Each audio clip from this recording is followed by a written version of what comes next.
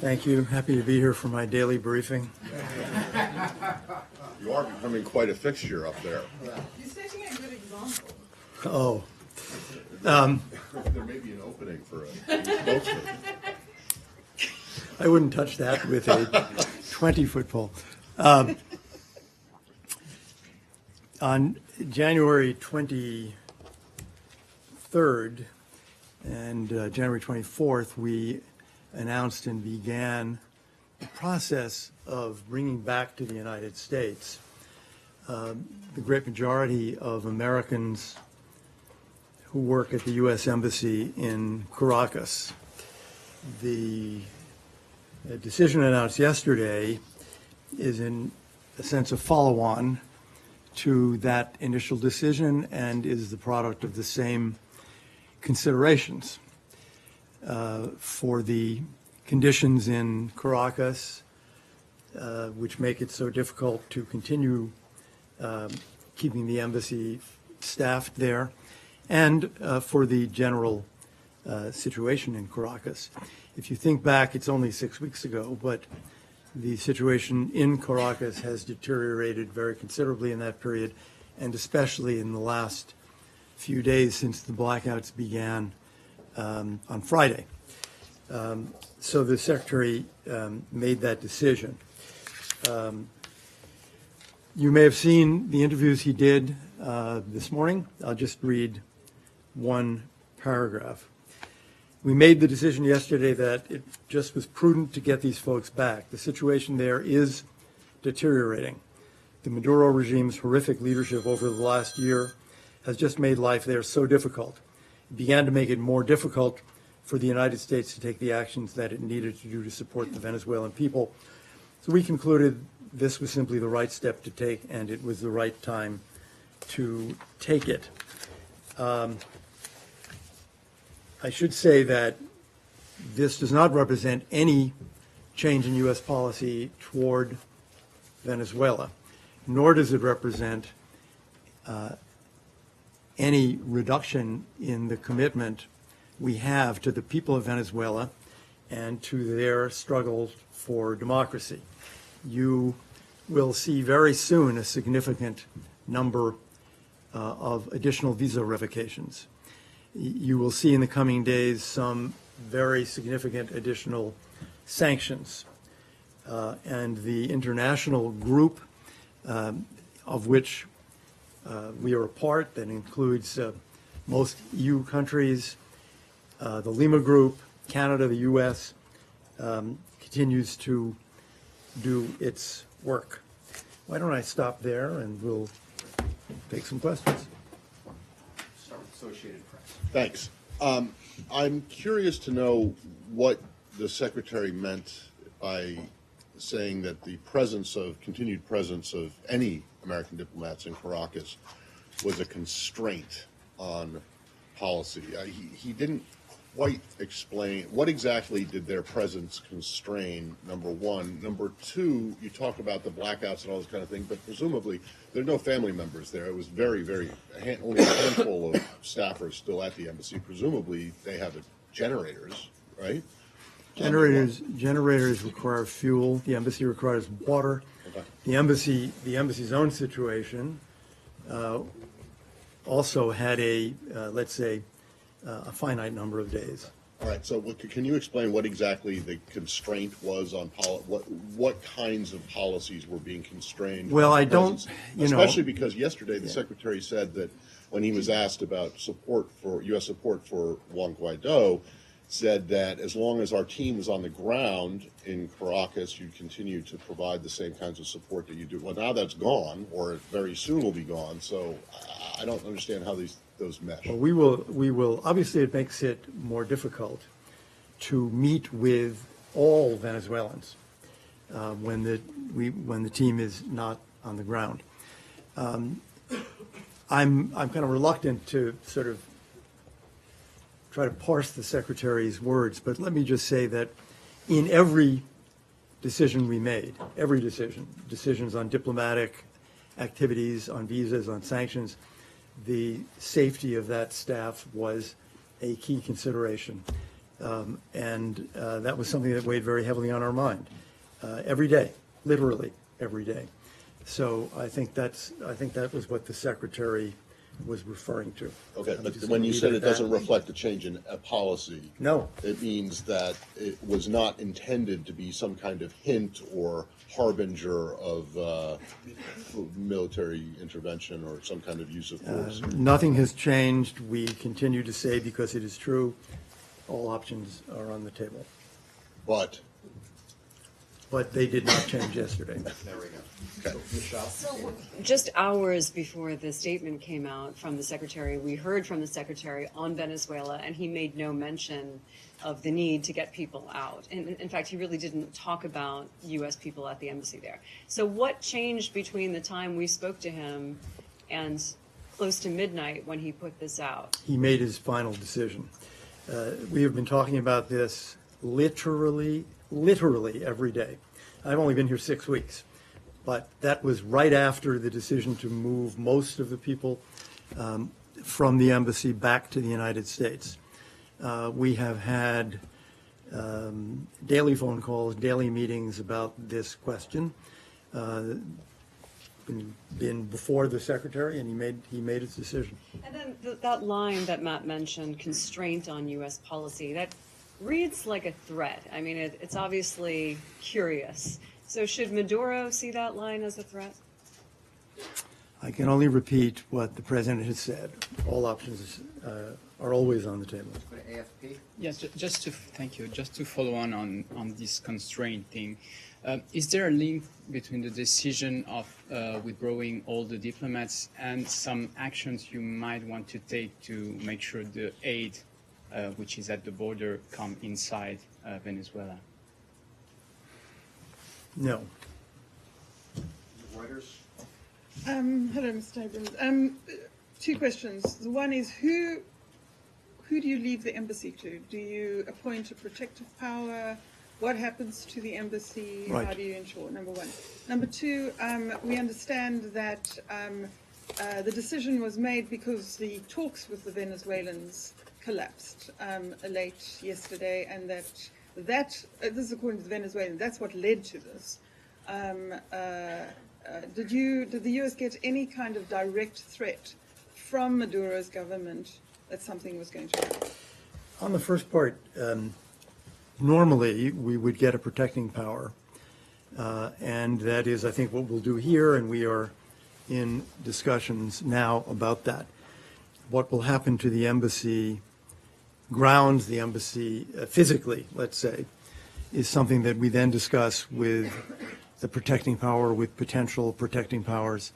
So we don't have a final answer on that, and when we do, we'll announce it. On the regime, on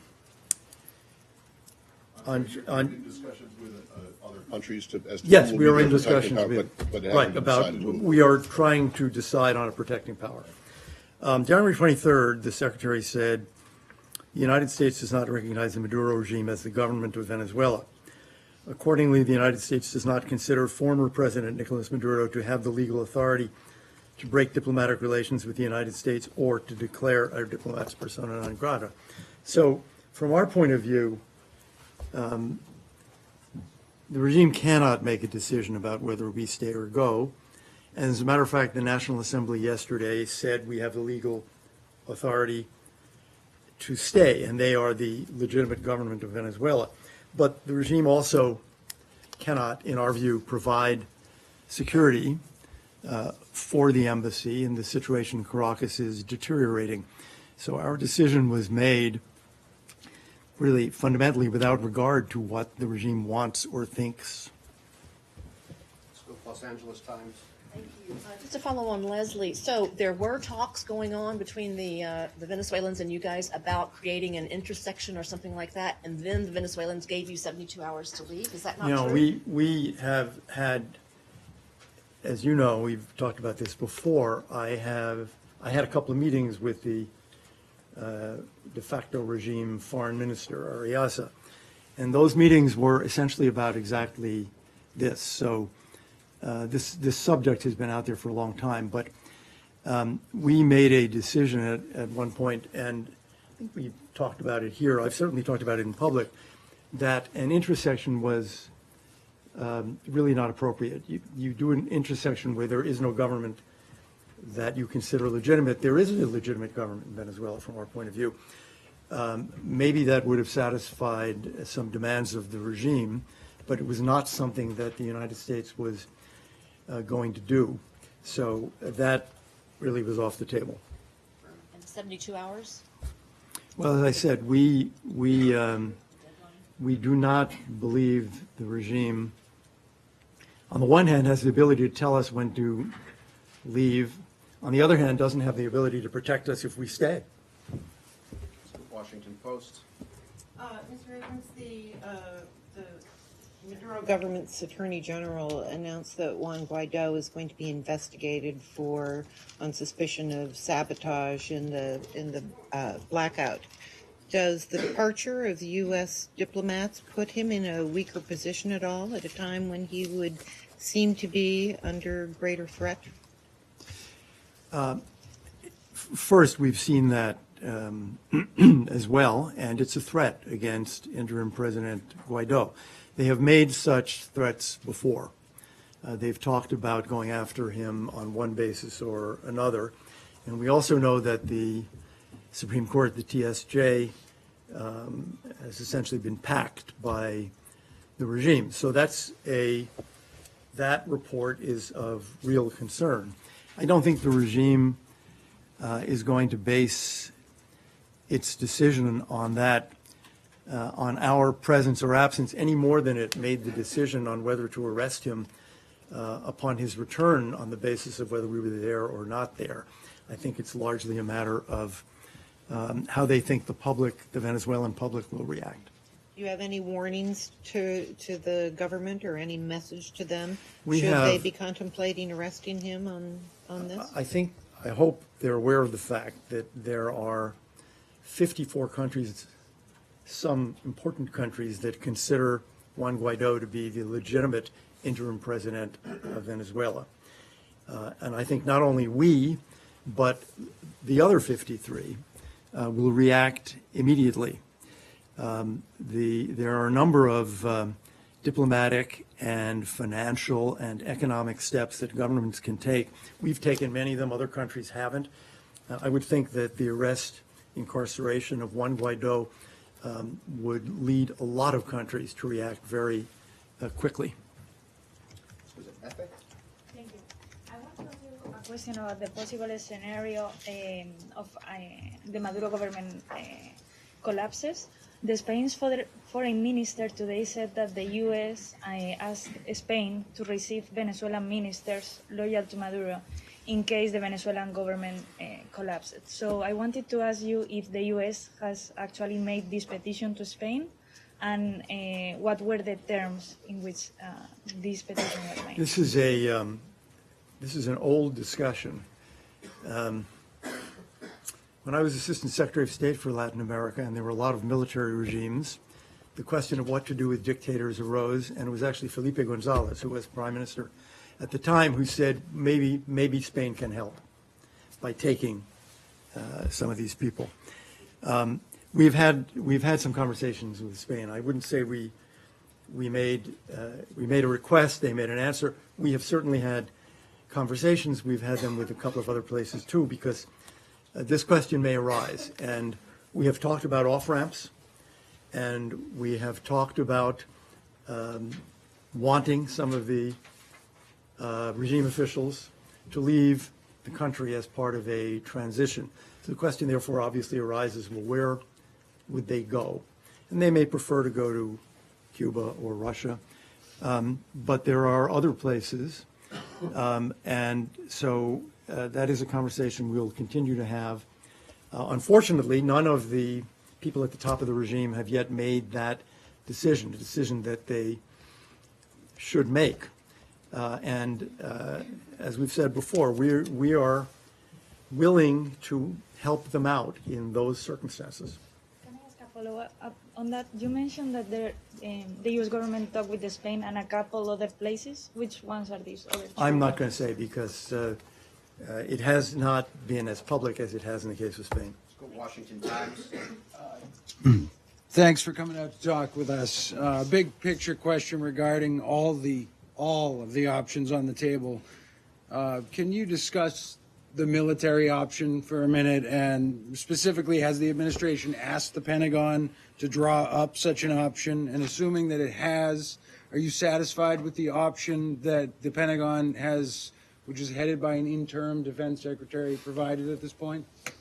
The legitimate interim defense secretary. The President has said all options are on the table. They are. Further than that, it would be foolish for me to go, and I'm not going to do it. Bloomberg. Mr. Abrams, can you talk a little bit more about the finite resources that the embassy is facing? I mean, it seems to be a suggestion that they're running out of fuel and water. What were the constraints? It's on a the difficult embassy? situation for the embassy. It's a difficult situation for Venezuelans, of course, far more. I don't believe the embassy is at this point connected to any water system. So there's a question of how would you get fresh water. Obviously, there are continuing blackouts on and off. So the question then is, how are your generators working, and do you have enough fuel? There's also a question of communications. If there's no electricity, there are no communications, which obviously speaks immediately to the safety of our people. So the deterioration of the general situation in Caracas doesn't affect the embassy exactly as it affects Venezuelans, but it does affect the embassy. Was there any concern that there was some new or imminent security threat, that the embassy might be overrun, that the Maduro regime was unable or unwilling to provide or to guarantee security? We do not think that the regime is really able to provide security. And I would note that in his most recent public statement, former President Maduro spoke about calling upon the colectivos to come forward. Well, that's calling for armed gangs to take over the streets. And it is obviously going to be a great worry to Venezuelans, but we noted it. Sorry, was that the deciding factor? Actually, that statement by Maduro came today, so it was not part of the decision. But the background was, and as you know, they've been using colectivos more in Caracas, along the borders. Perhaps it is a sign of Maduro's lack of confidence in his own security forces. But it is, by definition, a breakdown of law and order. Let's go Wall Street Journal. Thank you. You said that the decision to remove embassy personnel doesn't represent a policy change by the United States, but you have acknowledged that it would make it more difficult to meet with Venezuelans, both the Maduro regime and the Guaido government. So functionally, how is the U.S. going to proceed without an embassy staff on the ground? Are you going to remove them to nearby countries? Are they coming back to the States? What is the plan? Who to nearby countries? The Americans? Yes. The Americans will come back here to Washington, which is what the much larger group of Americans from the embassy in January did. I am one of the beneficiaries of this because my team is made up in good part of people from Embassy Caracas, and the WHA team on Venezuela was also greatly enriched by their presence. Now, obviously, people in the summer will go on to whatever forward assignments they had. We will, as I said, it'll be harder because we're not going to be able to do the face-to-face meetings we were doing. Admittedly, we were not able to do a lot of face-to-face meetings because the embassy staff had become quite small, but it wasn't. So it will be something that we're going to have to try to accomplish outside of Venezuela, or by telephone, or by emails and other forms of communication. Are you able to give us even just rough estimates of the number of people we're talking about? No, I'm told we just, by the diplomatic security people, we just don't do that. Fox? At the top, you said that significant sanctions would be coming in the coming days. Can you elaborate a little bit on that? Are they targeting financial institutions or country-specific? The Secretary said yesterday a handful of nations are providing aid and comfort to the Maduro regime. Well, we did, Friday, sanction a Russian Venezuelan bank, one that was basically 50-50 owned by Russia and Venezuela state institutions. There will be more sanctions of financial institutions. I think I would leave it at that, and more visa revocations coming very soon. Like today? Possible. Possible. No, no Turkey. Voice America. Well, Turkey and Venezuela is actually a thing. Yes. Turkey and Venezuela. Okay. Yeah, that's what I mean. Thank you. To follow up on this question, Turkey's support is prominent among those countries supporting the Maduro regime, including through the gold trade. Do you have a comment on that? And are you considering the possibility of secondary sanctions? Well, those are two different questions. Turkey's support for the Maduro regime obviously is completely contrary to U.S. policy and very unhelpful. We will continue to take a look at the ways in which that support takes place, and in the context of sanctions by Treasury. Maybe I should leave it at that. Fair enough. Voice of America. Thank you. So follow up on Nick's question. Is yesterday's sanction against the bank based in Russia a secondary sanction? And is it the beginning of more sanction against foreign financial institutions? That's number one. And number two, can you please give us a sense if there's any diplomatic effort to bring China on board? Thank you.